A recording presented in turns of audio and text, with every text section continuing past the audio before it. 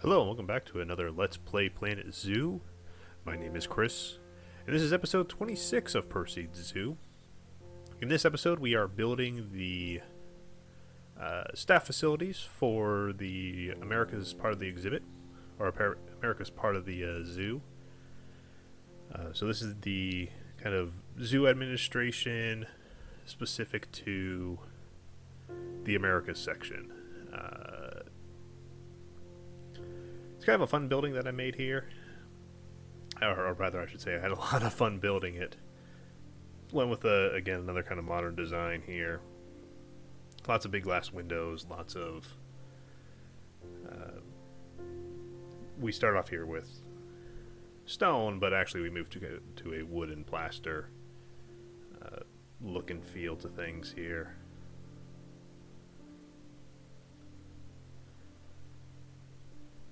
So I had the idea that this would be a multi-story building. The first story would be kind of a shared workspace or kind of like office staff style work environment down there. The second story would be more along the lines of like director level, administration level offices. So you'd have like your director or your zookeeper director, your director of security, and again specific to the North American, or sorry, not North American, the Americas part of the zoo here. So we'll probably build another building like this over in Africa, and then another one in Asia, and then if we ever get Australia or the Arctic, build one out that way as well. But this is mostly just to hide the staff room and the zookeeper hut for this part of the zoo over here.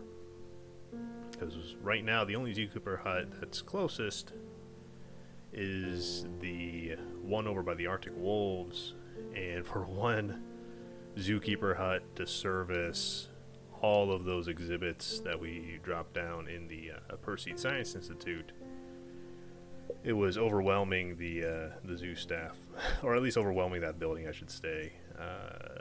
There was such a high demand, and then the other building that they would have to go to, if that one is currently occupied, would be the Perseid Institute, which is like halfway across the map. So adding another zookeeper hut and staff facility down here, or staff room down here, is certainly going to help with that sort of managerial aspect that we were strongly lacking. So you can see the basic shape of the building taking shape here. The basic shape is taking shape. Who would know? So we've got this kind of plaster facade that wraps around the entire front of the building to kind of serve as a little bit of a shade and a little bit of a privacy screen for these upper rooms here, these upper floors.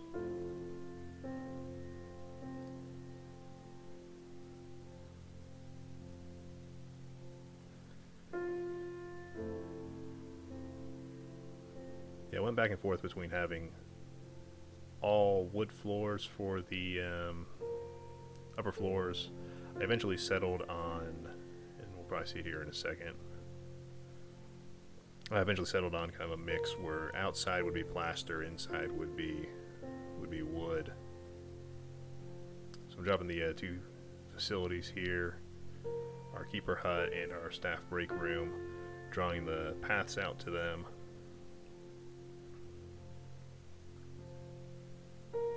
Have to move the entire building up just a little bit so we can hide the path.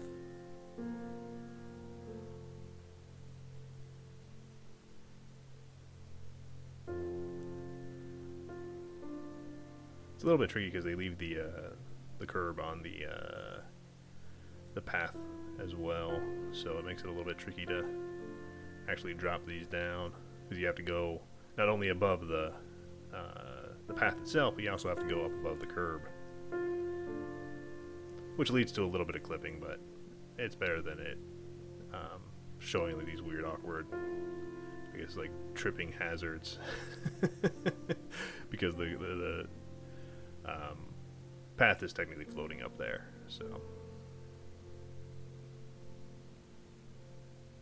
I know we had this problem in Planet Coaster as well, where the paths just don't.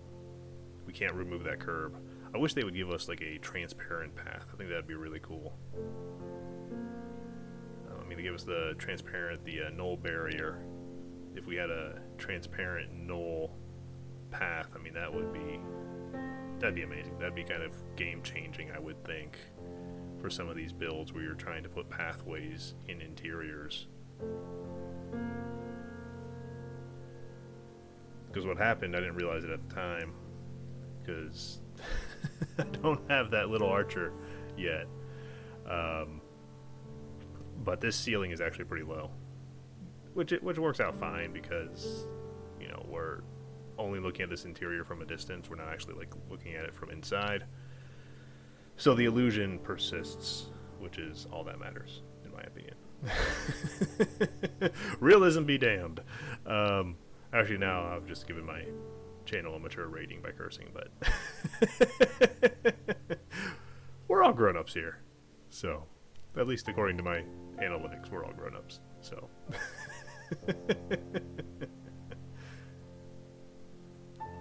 But yeah, this ceiling is definitely a little bit too short because I had to go like an extra, I don't know, 4 or 5 feet with a drop ceiling. But it still looks right. It doesn't look bad once we start getting with the inside of it. So I wanted a exterior staircase here, one that would be kind of like floating in an architectural feature in and of itself. Was having a little bit of difficulty there, and then had to redraw all my paths. I'm getting better at the path tool. At least I feel like I'm getting better at the path tool, and then I go do something like this where it's like, well, no, maybe I'm not getting better at the path tool. It should be easier. But oh well, it works. It looks fine in the end. So I actually thought these staircases would be a little bit harder to make, but they actually weren't too bad. I was actually kind of dreading doing this step because I thought it would be quite difficult to get the look that I wanted. But I was actually pleasantly surprised. It wasn't too hard.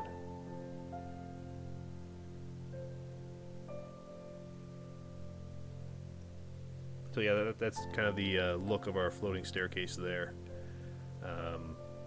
Went around and put the glass,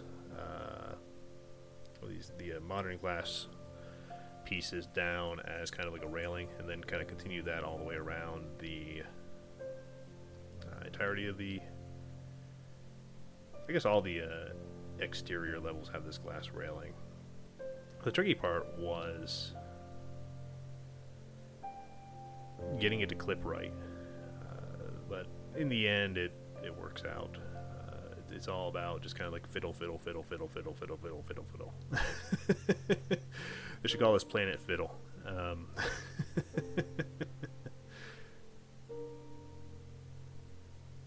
So it is definitely tricky to get these to line up just so that it clips into the path right, and then it clips into the glass pieces right. But yeah, you can start to see the shape of the building taking place there. I like this design a lot. I think I say this about every one of my builds. Actually, no, the last build I did, I didn't say this about, but what was it? The Arctic Overlook. I didn't say this about it, but I think this is my favorite build. Surprise, surprise.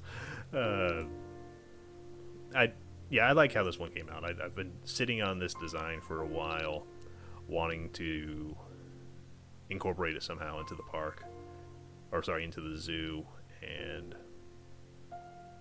yeah, finally got to use it. So I'm very pleased about that.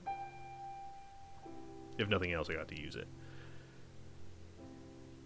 So yeah, like I said, the hard part here was finding the right glass piece, because those 1 meter ones, you see they've got that little extra kind of railing, and they didn't look right, so I settled on the glass pieces for the right entrances, because I was able to kind of position them just right inside here that they didn't really clip too badly. They still clipped a little bit, but they fit more with that kind of slender railing, whereas you can see the 1 meter glass piece kind of has that thick border. And same with the 4 and the 2 meter together, this thick kind of beam between the panels. So this is where I kind of imagine the director's offices would be. I kind of put a little bit of a blackout window there with the opaque glass. I kind of imagine that that would be kind of like a dark tinting, so you actually can't see into their offices, but you in theory be able to see out, kind of thing. So the third story here that I'm just starting to build, I imagine this to be kind of like a shared use space, something where you could have like staff retreats, you could have kind of like a large break room kind of thing. It'd be a shared space, but not like a true break room, because there's nothing actually going to be in that. It'd be something where you could bring in tables, chairs, those roll-away catering stations. Something where you would have like an all-day retreat with your staff and, I don't know, strategize for the year or something.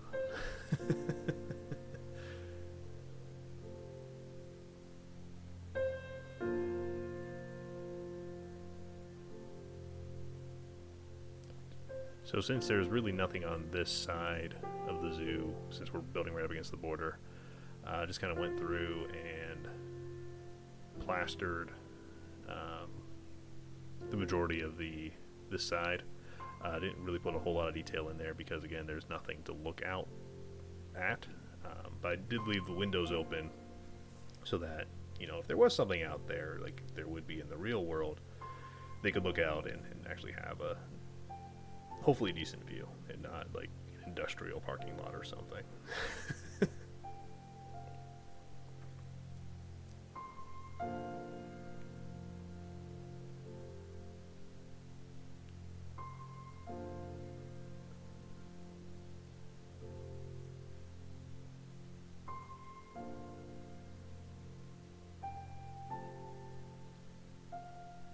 So yeah, building a little bit off grid here, just kind of like popping around on different building groups, which is why you keep seeing these pieces kind of shudder and shim sham all over the place. I'm getting a little better about building off grid. I'm finding it's getting easier, especially after the the last build I did. It's definitely getting easier to do, which I think is really improving the quality of the builds that I do here. So hopefully you guys agree with me. And nobody's out there, man, this guy used to be good. I don't know what he's doing anymore.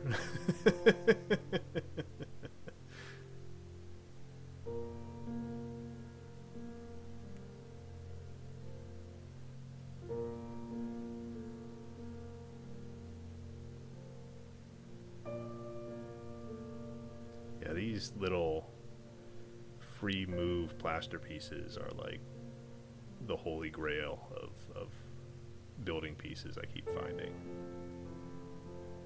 I keep saying it, and maybe someone will eventually listen or bring it up with Frontier, but I wish all of the building sets had these little free range, or sorry, off-grid, free move building pieces for their style. So, we'd have like the wood pieces would be free moving.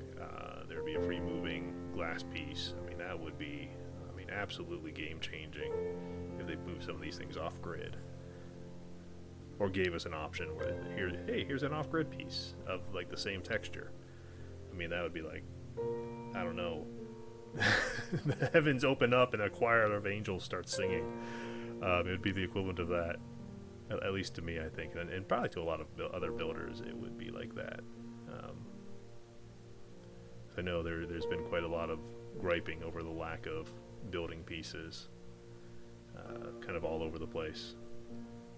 But I mean, it does make it more difficult. It'd be a whole lot easier, obviously, if there were, every single building piece known to man. But I think it's part of the challenge, trying to find, that right piece that fits just so. I think it's part of the challenge. So after building that little staircase there, I realized that these little sharp railings that I have down on the first staircase would probably be terrible tripping hazards, and I should probably actually make the railing more square. But before I did that, I had the idea, or at least not had the idea, I already had the idea before, but I wanted to finish the upstairs here with the greenery that I was going to put in. So I figured there'd be like a kind of a screening grass for this third floor, something that would be green, and kind of tall. So grass is the obvious choice. Finding a tree was the tricky part, because I wanted a little tree, but I also wanted one that kind of looked unique. Like the Himalayan birch are always kind of like they're so close to what I want them to be. I eventually settled on the frankincense, where I took one frankincense tree and then another frankincense tree and just kind of stacked them on top of each other. I kind of look around a couple more times, but it was the frankincense trees one. They're kind of a cool looking tree. They did a fun design here for them. I wanted grasses, but then I realized, well, I can't really have grasses because I can't really set them down because they clip into the second floor. So what I did instead was I took some bamboo and I laid it on its side, and then just kind of positioned it just right so that it wasn't clipping through the floor below. And it kind of gives the same effect, like there's grasses or bushes or something up there that serve as a screen for this third floor. It also acts as a little bit of a focal point, adds a little bit of color to the kind of what would otherwise be like bland, sterile, bleached look of the front of this building. So it adds a little bit of kind of nature to the I don't want to call it harsh, but man-made feel of this building, because it is very man-made feeling. I don't know if that's a word, but or I don't know if that's a saying. I know man-made is a word, but hopefully you guys are understanding what I'm trying to mumble and fumble with.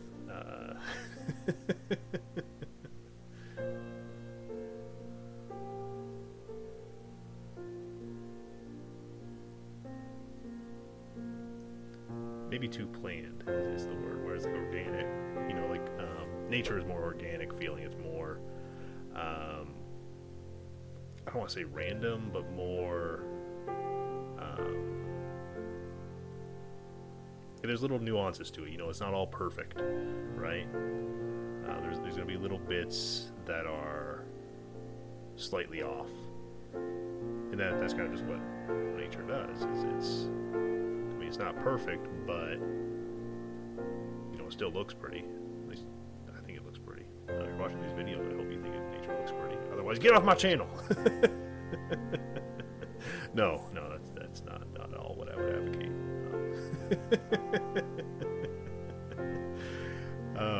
Anyway, we're finally getting down here to the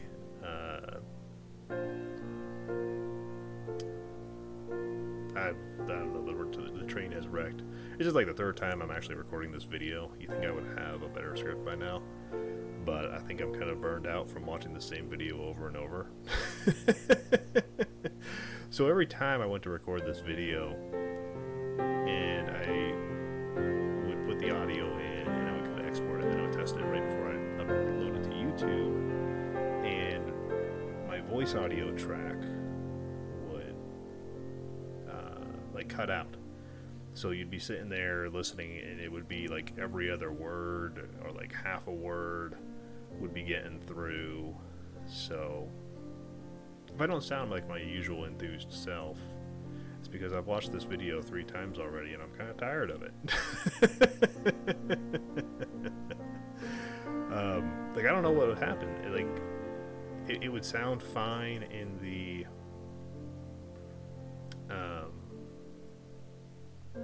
so I use Audacity, and I use a program called Shotcut.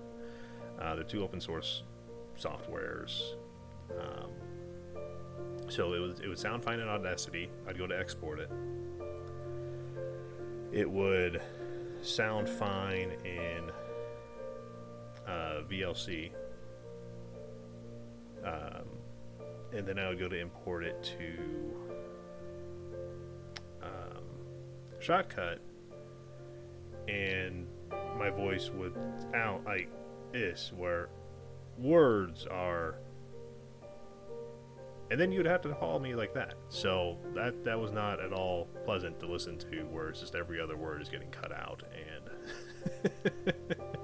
so hopefully 3rd time's the charm, and I'm not recording this a 4th time, because I think if I recorded a 4th time, I'm just going to throw in some music and call it a day and put a little sad face. So hopefully this works. But anyway, back to what we're doing here. So the top floor, I kind of imagine, is going to be like an executive conference room, somewhere where, you know, downstairs would have your like catering service for whatever meeting you're having, and then the top floor would have like your, I don't know, strategy meetings and stuff would be up there with either your executives or your directors, or maybe with your higher level staff would be up there to kind of talk high level about the zoo. So I also wanted to give them a little bit of privacy, so I created this, I don't know what you would call it, like a weird picture window. Abstract window looking thing here, so that you are still getting quite a bit of light, but it's not the floor-to-ceiling windows that you have all the way around, because the thought is I'm going to put a projector screen on the other side, and like, whereas I'm sure it's not like super top secret confidential stuff, you wouldn't want someone out there with like a telephoto camera snapping pictures of the zoo's, you know, 5-year plan, kind of thing.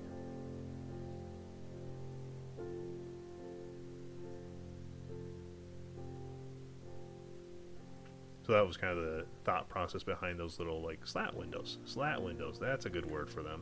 I'm sure that's actually probably what they're called. So that's what I'm going to call them, slat windows. Ran into a little bit of trouble here, because what I didn't want that little slat, we're going to use that word again, that little slat there on the I guess facade wall to be at foot level. I wanted to kind of be up a little bit, so I had to delete the lower level, or the 3rd floor's glass panels, and then had to redraw them to, you know, kind of fix this error that I ran into. But then I realized, like, oh, I can just kind of like push this up a little bit, and then I get kind of a nice, if I didn't do it here, I'll do it in a minute.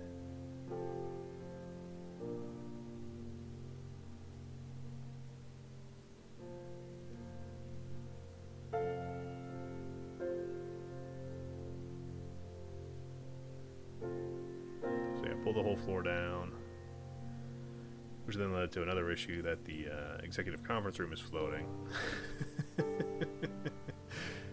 If my last build hasn't taught you already, I don't plan these, I just build. This is why I'm not an architect. But it kind of allowed this kind of nice transition here.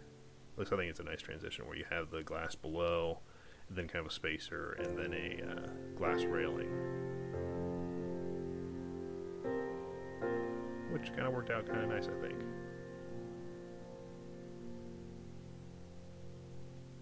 So yeah, then I had to go through and fix the conference room here. I brought the floor up to where the windows were.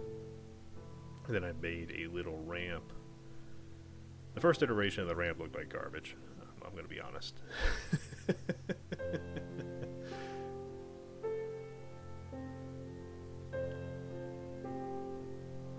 Yeah, this was the first iteration. That immediately, like, no, this is silly. That doesn't look good at all. Yeah, I mean, that looks slapped on and like an afterthought. So instead, I just rotated it 90 degrees, grabbed the little door, moved it over, dragged this ramp piece over, extended it out.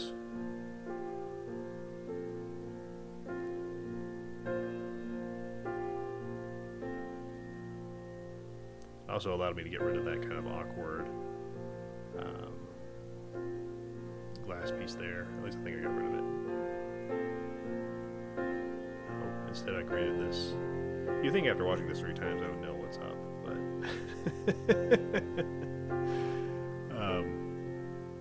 no, instead I just kind of pushed the door kind of impossibly close to kind of keep the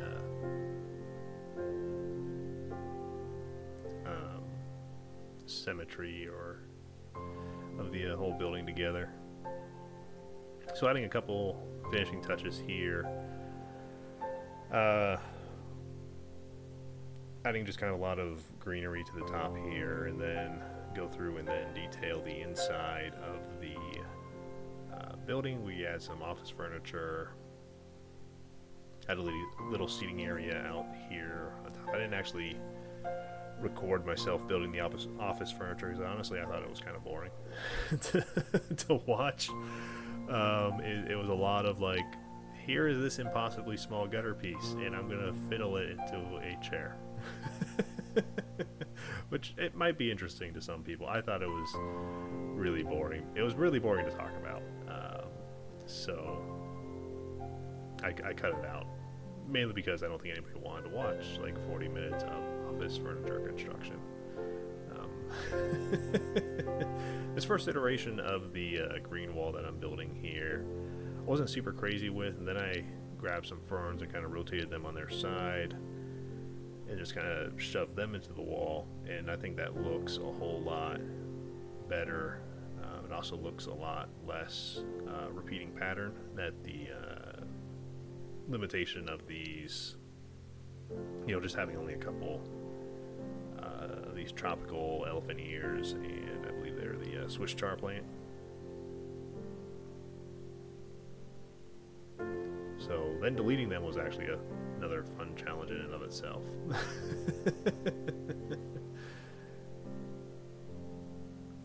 But yeah, in the end, I think this second iteration looks a whole lot better.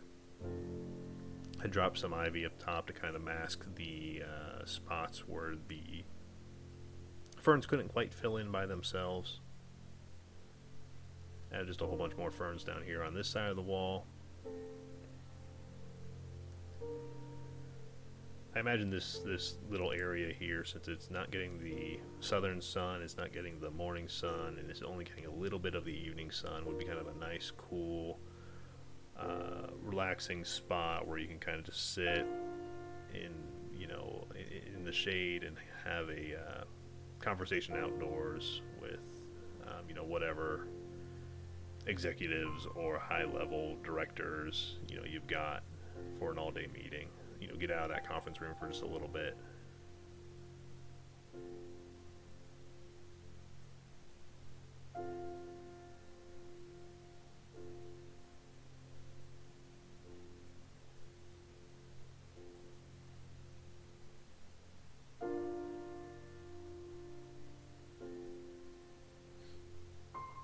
So yeah, that second iteration looks a whole lot better.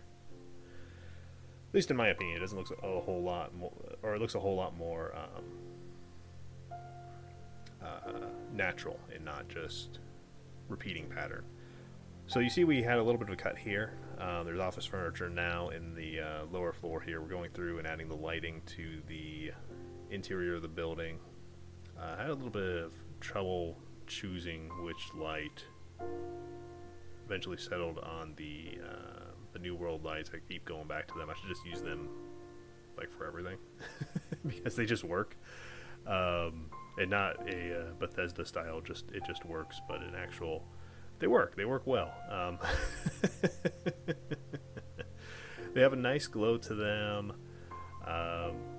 They do a really good job of kind of filling in the interiors of these buildings, and they're not super bright. They're not overpowering. They're not a spotlight. They're just kind of a nice, soft fill light, so you get the kind of visual that the lights are on in this building. You kind of see the lights from outside. They're not overpowering. They're not like a straight on spotlight. They look actually more fluorescent style than the actual fluorescent lights that are in the game. So yeah, I like using those a lot. We're back out here trying to get all this greenery, unclipped. So trying to get it out from the bottom of the, I should say the top of the second floor, and get it kind of clipping more into the bottom of the third floor. Adding a few architectural lights out here. These little spotlights again. There's like 2 lights I keep using in this game. This little spotlight path light, and then the New World.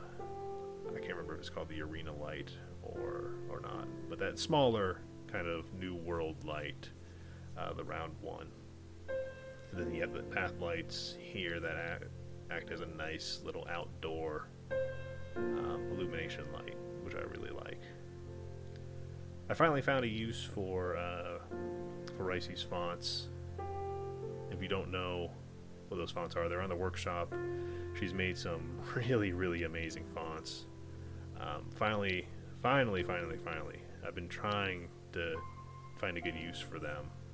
Finally found a good use for them on this building. So there we are, illuminating, zoo administration. Giving it the nice kind of orange glow that the rest of the, or a lot of the lights that we have kind of in this area have. So that kind of like orange and blue kind of theming. I'm going to say those are like the colors of the zoo, kind of orange and blue. I was trying to put an architectural light kind of here on the back. It wasn't working out, but so this is pretty much the end of the episode. We're going to pray that my voice does not clip out. And we're going to roll these cinematics. So I'll see you guys on the next video.